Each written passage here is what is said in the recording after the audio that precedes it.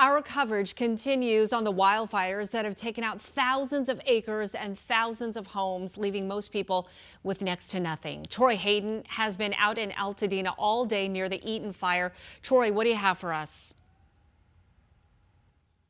So we've been talking a lot at the macro level, right? Neighborhoods, cities taken out. But I want to bring us down, if I can, to more of a micro level and have you think about what it's like to lose everything. So we're being very respectful of this home. We're just going right up this driveway here. But I want to show you, when a fire comes through, I mean, this is what's left.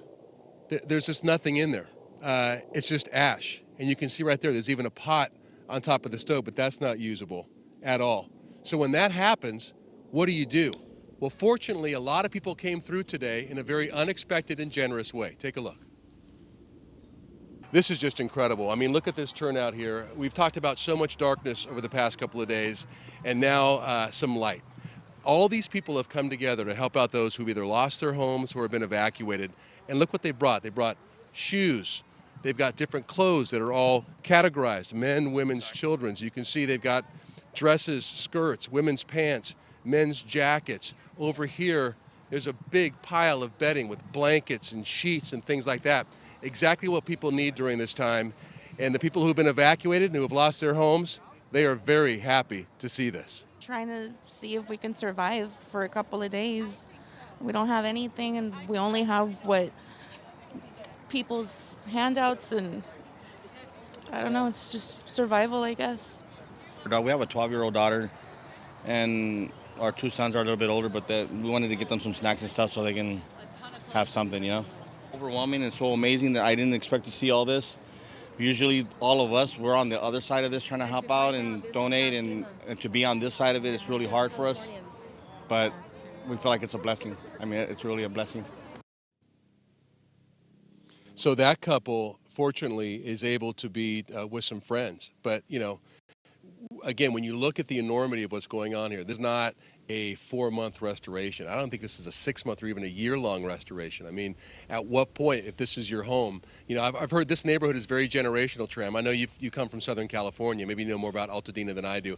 But they're saying that this is not some rich neighborhood. A lot of these people live here because these are their parents' homes and they've lived here for generations. So how long is it going to take to rebuild some of these neighborhoods? It's just overwhelming for a lot of people, but they got some help today. Yeah, you know, Altadena, it's near Pasadena. And yes, I mean, let's face it, very few neighborhoods are like Pacific Palisades. That has gotten the most attention because the fire has destroyed so much square footage in that area. But we're talking just, you know, regular, like you were saying earlier, working class neighborhoods like that, where these homes, you know, their parents lived in and their parents before that, or they were raised in that home. And it's just been, you know, traditions and so many memories. You know, we see so many images that have been coming out of this. And you know what's so eerie, Troy, is that when you look through, and I'm sure you're seeing a lot of this, all that ash, it almost looks like snow. It's like winter. I mean, there's just so much destruction that it's so eerie, it's so quiet, it's unfathomable. And you know, I think it would take years to just, from the cleanup to the rebuilding. I mean, what do? There's so much recovery after all of that. Yeah, I mean, and you know, right here, so we've seen this. Some of the power crews are already coming through. Every single power pole, actually, that's an exaggeration. I'd say 70% of the power poles we've seen in this neighborhood are burned to some degree and will have to be taken out. Think about every telephone line, every power pole, you know, every line itself is melted. I mean, just to get electricity back in this neighborhood, what's that going to take? When you pull every single pole out of this entire huge neighborhood, you know, and the cleanup. What do? Do you bring a bulldozer in here? How else do you clean this up? I mean, do you just scrape the whole lot? There's a pool back there that's full of ash.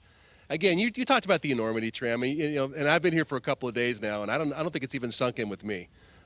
When you look from block, and you know, as far back as I can see, block to block to block, it's just burned to the ground. square miles. So I don't know. I'm hopefully the pictures are doing some kind of justice. Absolutely. No, you've brought it home, so well, and you've just given us the gravity of the situation and how dire it is. But I love that you showed people coming together and a community truly with their hearts coming together to those who have just lost everything, and even down to the snacks, snacks that matter for these people's kids. But really, what they're going to have to do is really just rebuild entire cities. So it's a Herculean effort, truly. All right, Troy, I know you're going to have more for us coming up at 5 and 6. Yeah. We certainly appreciate all your reporting. It's just really, really hit home. Thank you.